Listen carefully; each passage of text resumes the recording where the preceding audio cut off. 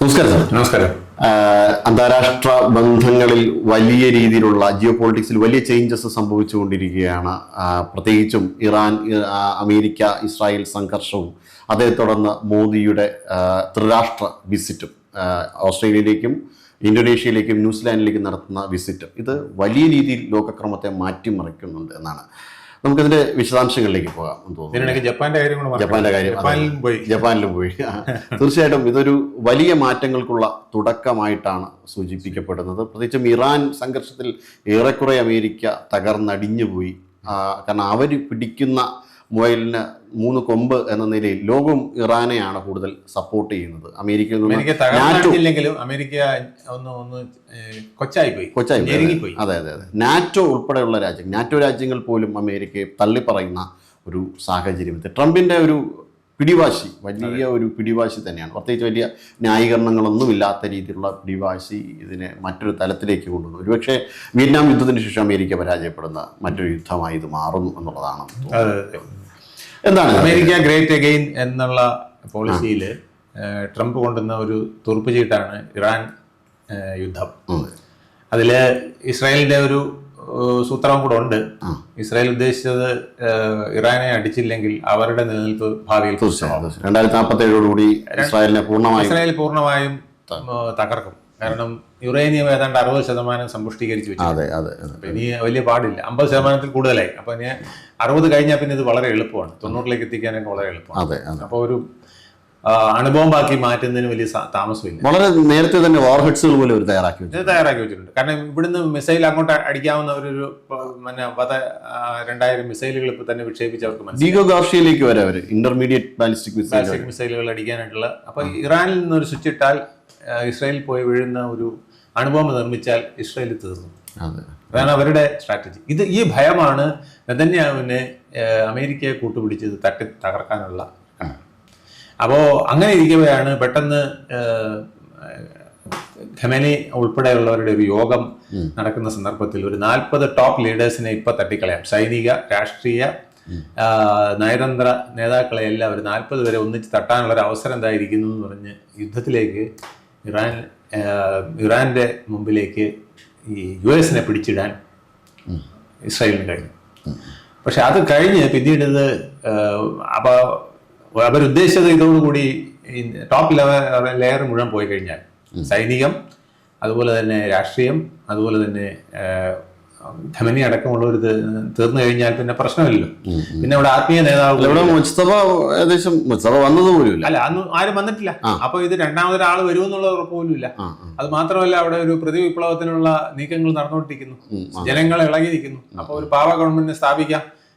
അതുവഴി മധ്യേഷ്യയുടെ മുഴുവൻ control US കിട്ടും. അപ്പൊ US സാമ്പത്തിക താല്പര്യങ്ങൾ അവിടെ ഭംഗിയായിട്ട് നടക്കും. US പിന്നെ സുന്ദരമായിട്ട് 1970-കൾക്ക് മുമ്പ് എങ്ങനെയാണോ ഇറാനെ ഊറ്റിക്കൊണ്ടിരുന്നത് അതുപോലെ ഊറ്റാൻ ഒരു അവസരം കിട്ടും. അപ്പൊ എണ്ണ വീണ്ടും കയ്യിൽ വരുന്നതോടുകൂടി നമ്മുടെ കളി പൂർണ്ണമായും രക്ഷപ്പെട്ടു.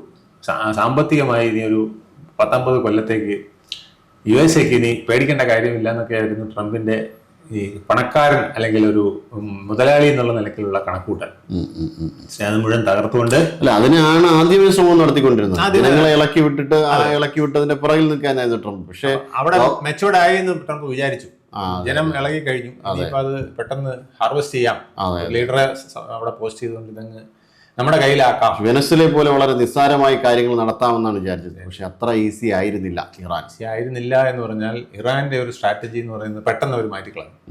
ഇങ്ങനെയൊക്കെ അടിയും പ്രശ്നമൊക്കെ വന്നു കഴിഞ്ഞപ്പോൾ അവർ 2 കാര്യങ്ങൾ തീരുമാനിച്ചു. ഒന്ന്, ഈ ഹോർമൂസിന്റെ പ്രാധാന്യം അവരങ്ങ് പൂർണ്ണമായിട്ടും പഠിച്ച് ലോകത്തിന്റെ 20%-ലധികം ഓയിൽ അല്ലെങ്കിൽ എനർജി ഈ തീരത്തൂടെ ദിവസവും പോയിക്കൊണ്ടിരിക്കുകയാണ്.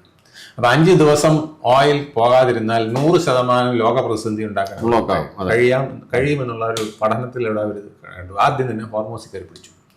അതോടൊപ്പം US പ്രധാന താവളങ്ങളുള്ള എല്ലാ അറേബ്യൻ രാഷ്ട്രങ്ങളിലെയും അവർ അവിടെ നിന്നുകൊണ്ട് മിസൈലുകൾ അയക്കാൻ തുടങ്ങി. നഷ്ടങ്ങൾ വന്നതല്ല, കോട്ടങ്ങൾ വന്നതല്ല. ഇതിൽ ഏറ്റവും കൂടുതൽ ലാഭം ഇറാനായി മാറുന്നു. ഒരു ഇസ്ലാമിക് നാറ്റോ ഉണ്ടാക്കാനുള്ള ഒരു നീക്കം ഇറാനിന്റെ ഭാഗത്ത് നടക്കുന്നത്. കാരണം UAE ഏകദേശം സറണ്ടർ ചെയ്യുന്നുണ്ട് ഇറാനെ. തീർച്ചയായിട്ടും. അതോടൊപ്പം തന്നെ സൗദി ഇറാൻ അവരുടേതായ ആയുധങ്ങൾ ഉണ്ടാക്കിയെടുക്കാനുള്ള ഒരു നീക്കം നടത്തിക്കൊണ്ടിരിക്കുകയാണ്. കാരണം US-ന്റെ ഡിഫൻസ് അംബ്രലയിൽ കഴിഞ്ഞ രാജ്യങ്ങൾ പലതും അവിടെ നിന്ന് മാറി ഇപ്പൊ ഇന്ത്യയുമായിട്ട് ബ്രഹ്മോസിന്റെ ഡീൽ നടത്താൻ വേണ്ടിയിട്ട് UAE മുന്നോട്ട് വന്നിട്ടുണ്ട്. അതോടൊപ്പം തന്നെ സൗദി മുന്നോട്ട് വന്നിട്ടുണ്ട്. അപ്പൊ ഈ രാജ്യങ്ങളെല്ലാം തന്നെ സ്വന്തമായിട്ട് അവരുടേതായ യുദ്ധോപകരണങ്ങൾ വർദ്ധിപ്പിക്കുന്ന ഒരു നീക്കങ്ങൾ നടത്തിക്കൊണ്ട് അവർക്ക് താങ്കൾ പറഞ്ഞ പോലെ ഒരു പ്രധാനപ്പെട്ട ഹരീഷ് പറഞ്ഞ പോലെ പ്രധാനമായിട്ട് അവർക്ക് തോന്നിക്കൊണ്ടിരിക്കുന്നത് ഞങ്ങൾ ഈ അമേരിക്കയെ മാത്രം ഡിപ്പെൻഡ് ചെയ്തുകൊണ്ടിരുന്നിട്ട് കാര്യമില്ല. അമേരിക്ക എന്ന് പറയുന്നത് വിശ്വസിക്കാൻ കൊള്ളാത്ത ഒരു രാഷ്ട്രമാണ്. പ്രത്യേകിച്ച് ട്രംപ് ഉള്ളിടത്തോളം കാലം 2028 കഴിയുന്നവരെ ഇനി നമുക്ക് ഇവരെ ഒന്നും വിശ്വസിക്കാൻ കഴിയില്ല. ഇനി 29 ഒരു പുതിയ പ്രസിഡന്റ് വന്നിട്ട് ഇനി മാറ്റം എന്താണെന്ന് അറിയുന്നവരെ നിൽക്കാനായിട്ട് അവർക്ക് സമയമില്ല. പിന്നെ അവർ ഓരോ ദിവസവും UAE ഒക്കെ മുന്നോട്ട് എന്നുള്ള പാതയിൽ ഒരു സ്ട്രാറ്റജി തയ്യാറായിക്കൊണ്ട് പോവുകയാണ്. ആ സ്ട്രാറ്റജിയെ പൊളിക്കാൻ അതുപോലെ സൗദി ലോകത്തെ ഏറ്റവും വലിയ രാഷ്ട്രമാക്കുന്നതിനുള്ള പദ്ധതികളുമായിട്ടാണ് അവർ പോകുന്നത്. സൗദി രാജകുമാരന്റെ പ്ലാൻ എന്ന് പറഞ്ഞാൽ അമേരിക്കയും ഒക്കെ കടത്തി വെട്ടുന്ന വിധത്തിൽ ഒരു വലിയ പവറായിട്ട് നമുക്ക് വരണം എന്നുള്ള രീതിയിലാണ് ഭാവിയിൽ. അപ്പൊ ഇതെല്ലാം പൊളിയുന്ന വിധത്തിലേക്ക് ഇറാന്റെ ചില സൈനിക നീക്കങ്ങൾ തയ്യാറായി. ഇൻവെസ്റ്റ്മെന്റിന് പോലും ആരും തയ്യാറല്ലാതെ മാത്രമല്ല, ഇൻവെസ്റ്റ്മെന്റ് ഇപ്പൊ അവിടുന്ന് വലിക്കുന്നതിനെ കുറിച്ചാണ് പലരും ചിന്തിക്കുന്നത്. ഈ GCC രാഷ്ട്രങ്ങളിൽ ഇൻവെസ്റ്റ് ചെയ്തവർ അവിടുന്ന് പതിയെ വലിയാനുള്ള ശ്രമവും കൂടെ നടത്തിക്കൊണ്ടിരിക്കുകയാണ്. അതാണ് ലോകക്രമത്തിലെ ഒരു വലിയ മാറ്റത്തിന് വീണ്ടും കളമെടുക്കുന്നത്. പക്ഷേ ഇങ്ങനെ ഈ പശ്ചിമേഷ്യൻ സംഘർഷഭരിതമാകുമ്പോൾ പറഞ്ഞ പോലെ ഇൻവെസ്റ്റ്മെന്റുകളുടെ കേന്ദ്രം, ഇൻവെസ്റ്റ്മെന്റ് അട്രാക്ട് ചെയ്യുന്ന ഏറ്റവും വലിയ കേന്ദ്രം ഭാരതമായി മാറുന്നുണ്ട്. ഇപ്പൊ ചൈനയുടെ ഇൻവെസ്റ്റ്മെന്റും റീഡയറക്ട് ചെയ്യുന്നത് ഇന്ത്യയിലേക്കാണ്. അത് മാത്രമല്ല, ഇപ്പൊ മോദിയുടെ ഒരു വിസിറ്റ് ഓസ്ട്രേലിയയിലേക്ക് നടത്തുമ്പോൾ, ഇപ്പൊ ത്രിരാഷ്ട്ര വിസിറ്റ് നടത്തുമ്പോൾ, ഒപ്പം ജപ്പാനിൽ നടത്തിയ വിസിറ്റ് ഉൾപ്പെടെയുള്ള കാര്യങ്ങൾ, ഇപ്പം ജപ്പാനിൽ വളരെ വലിയ സൈനികമായിട്ടും ഇപ്പം നമുക്ക് യൂണിക്കോൺ നേവൽ, യൂണിക്കോൺ നേവൽ, നമുക്ക് റഡാറിൽ പതിയാത്ത രീതിയിലുള്ള സ്റ്റെൽത്ത് ഷിപ്പ് ഉള്ളൊരു നീക്കം ഏറ്റവും വലിയ നീക്കമാണ്. ചൈനയെ ഞെട്ടിക്കുന്നതാണ്. ചൈന പറയുകയും ചെയ്തു, നിങ്ങൾ ഈ വ്യാപാര കരാർ എന്ന് പറഞ്ഞിട്ട് സൈനിക കരാറാക്കി മാറ്റിക്കളയരുത് ജപ്പാനുമായിട്ട് എന്ന്. രണ്ട് രാജ്യങ്ങൾ തമ്മിലുള്ള യോജിപ്പ് ഒരു മൂന്നാമത്തെ രാജ്യത്തിനെ കേന്ദ്രീകരിച്ചുകൊണ്ടാകരുത് ചൈന പറഞ്ഞു. വ്യാപാര കരാർ സൈനിക കരാർ അവരുടെ നെഞ്ചിടിക്കുന്നു എന്നുള്ളത് തീർച്ചയായും. കാരണം ഈസ്റ്റ് ചൈന സീ വിഷയത്തിലൊക്കെ ഇന്ത്യയുടെ ഒരു നിലപാട് വളരെ, കാരണം അവർ ഉദ്ദേശിച്ചിരുന്ന ഈ സ്ട്രിംഗ് ഓഫ് പോസ്റ്റിന് ബദലായിട്ട് ഇന്ത്യയുടെ ഡയമണ്ട് ഓഫ് നെക്ലസ് അവരെ വരിഞ്ഞു മുറുക്കി കഴിഞ്ഞു. ഇവൻ മംഗോളിയ ഉൾപ്പെടെയുള്ള രാജ്യം, മംഗോളിയക്ക് ആകെ 2 രാജ്യങ്ങൾ മാത്രമേ ബോർഡർ ഉള്ളൂ, ഒന്ന് റഷ്യയുമായിട്ടും മറ്റൊന്ന് ചൈനയുമായിട്ടും. ഈ ലാൻഡ് ലോക്ക്ഡ് കൺട്രി പോലും ഇന്ത്യയുമായിട്ട് ഡീൽ ചെയ്യുന്നു എന്നുള്ളതാണ് അവർക്ക് മനസ്സിലായി. അതായത് മോദിയുടെ ഒരു സ്ട്രാറ്റജിയാണ്. അതായത് ലോകത്ത് ഇന്നിപ്പോൾ ആരെയും വിശ്വസിക്കാൻ കൊള്ളില്ല എന്നൊരു നിലപാടിലേക്ക് യൂറോപ്പും അമേരിക്കയും ഒക്കെ വെച്ചിട്ട് മറ്റ് രാഷ്ട്രങ്ങൾ മാറിക്കഴിഞ്ഞു. ഏഷ്യൻ രാഷ്ട്രങ്ങളും ഫാർ ഈസ്റ്റ് രാഷ്ട്രങ്ങളും GCC രാഷ്ട്രങ്ങളും ഉൾപ്പെടെ ലോകത്തൊരുത്തനെ വിശ്വസിക്കാൻ കൊള്ളില്ല എന്നൊരു ക്രമം വന്നപ്പോൾ വിശ്വസിക്കാൻ കൊള്ളാവുന്ന ഒരു വിശ്വപൗരനുണ്ട്, അത് ഇന്ത്യയാണ്. യൂറോ അമേരിക്ക സെൻട്രിക് ലോകത്ത് നിന്ന് അതൊരു ഇന്ത്യ സെൻട്രിക് ലോകത്തിലേക്ക് മാറ്റിയെടുക്കുന്നുണ്ട്. 2014 ശേഷം അത് വലിയ മാറ്റമാണെന്ന് തോന്നുന്നു അല്ലേ? അതായത് മറ്റു പല രാജ്യങ്ങൾക്കൊപ്പം, അതായത് ചേരിചേരാ നയത്തിന്റെ വേറൊരു ഡയമെൻഷൻ മോദി കൊണ്ടുവന്നതാണ്. ഞങ്ങൾ ഒരു ചേരിയുമായിട്ടും കൂടുന്നില്ലെന്നല്ല, എല്ലാ ചേരിയുമായിട്ടും കൂടുന്നു. എല്ലാ ചേരിയുമായിട്ട് കൂടുന്നു. കൂടിയാൽ എനിക്കും തനിക്കും ഗുണം. അതെ, ആ ഒരു പോളിസിയിലേക്ക് മാർവാടി ലൈൻ ഒറ്റ ചേരിയിലൂടെയല്ല, പക്ഷെ ആ കച്ചവടത്തിൽ എനിക്കും തനിക്കും ഗുണം. അതെ ആ ഒരു പോളിസിയിലേക്ക് ഇന്ത്യയിൽ നടപ്പിലാക്കിയിട്ടുണ്ട്. ഇപ്പൊ വിദേശത്ത് അത് അദ്ദേഹം ഭംഗിയായി നടപ്പിലാക്കുകയും ചെയ്തു. 2000 വലിയൊരു ഗുണമാണ്. 2007 കോഡ് ഉണ്ടാവുന്നത്. 2008 ആയപ്പോൾ ഓസ്ട്രേലിയ കോഡിൽ നിന്ന് പോയി ചൈനയെ ഒന്ന് സപ്പോർട്ട് ചെയ്യാൻ വേണ്ടി, ചൈനയുടെ ഡിമാൻഡ്, കാരണം ചൈനയുടെ പ്രോഡക്ട്സിന് അത്രയും ഡിമാൻഡ് ഉണ്ടെന്ന് മനസ്സിലാക്കിയിട്ട് അന്ന് 2008 ഓസ്ട്രേലിയ പിണങ്ങിപ്പോയി. ഓസ്ട്രേലിയ പിണങ്ങിപ്പോയിട്ട് 2020 കോവിഡിന്റെ സമയത്ത് 2020 പിന്നീട് ഓസ്ട്രേലിയ വീണ്ടും തിരിച്ച് കോഡിലേക്ക് വരികയും, അതിന് ചൈനയുടെ ഒരു മന്ദബുദ്ധനമാണ്. കാരണം 2020 ചൈന കാണിച്ച ഏറ്റവും വലിയ വിഡ്ഢിത്തം ഇന്ത്യക്കെതിരെ ഗാൽവാൻ നടത്തിയ ആക്രമണമാണ്. ചൈനയുടെ പട്ടാളത്തിനെ അടിച്ച് 35 കൊന്നു എന്ന് മാത്രമല്ല, അതിന്റെ വീഡിയോ ഒക്കെ ഇപ്പൊ പറഞ്ഞു. നദിയിലിടുകയായിരുന്നു, തണുത്ത് പറച്ച നദിയിൽ ഇട്ടപ്പോ തന്നെ വിറങ്ങലിൽ ചേർത്തുപോയി. അതെ. അപ്പൊ അങ്ങനെ അതോടൊപ്പം തന്നെ ഈ കോവിഡിന്റെ സമയത്ത് ഓസ്ട്രേലിയയെ ബ്ലോക്ക് ചെയ്യാൻ വേണ്ടിയിട്ടുള്ള ചൈനയുടെ നീക്കങ്ങൾ വളരെ വ്യക്തമായി മനസ്സിലാക്കിയതോടുകൂടി ഏകാധിപത്യ രാജ്യത്തിനോട് ഇനി സഹകരിച്ചാൽ തങ്ങൾ മുന്നോട്ട് പോകില്ല. കാരണം ഒരു നിഷ്പക്ഷമായ അന്വേഷണം നടത്തണമെന്ന് ഓസ്ട്രേലിയ ആ സമയത്ത് പറഞ്ഞു. ഓസ്ട്രേലിയ ആ സമയത്ത് പറഞ്ഞുകൊണ്ട് ഓസ്ട്രേലിയ വരിഞ്ഞു മുറുക്കാൻ വേണ്ടി ഉപരോധം ഏർപ്പെടുത്തി. അതാണ് ഇവരെ സംബന്ധിച്ച് വലിയ ട്വിസ്റ്റ് ആയിട്ട് മാറി. ഇപ്പോൾ അവരുടെ അടുത്ത് കരഞ്ഞുകൊണ്ടിരിക്കുക. കാരണം ലോകത്തിലെ ഏറ്റവും വലിയ യുറേനിയം സമ്പുഷ്ടീകരണമുള്ള രാജ്യം ഓസ്ട്രേലിയയാണ്. അവിടെ മോദി പോയി പിടിമുറുക്കി. അതെ, പിടിമുറുക്കി. ഇനി ഇന്ത്യക്ക് ആവശ്യമുള്ള യുറേനിയം തരാമെന്ന് പറഞ്ഞു. എന്ന് മാത്രമല്ല, ഇന്ത്യ ഈ പെട്രോളിയം എനർജിയിൽ നിന്ന് സോളാർ എനർജിയിലേക്ക് ഒരു ഷിഫ്റ്റ് വരുത്തിയിരിക്കുകയാണ്. അതായത് ഇന്ത്യ മുഴുവൻ സോളാർ എനർജിയിലും അതുപോലെ തന്നെ അറ്റോമിക് എനർജിയിലും പ്രവർത്തിക്കുന്ന രീതി. അറ്റോമിക് എനർജിയിൽ ഏറ്റവും കൂടുതൽ ശക്തമായിട്ട്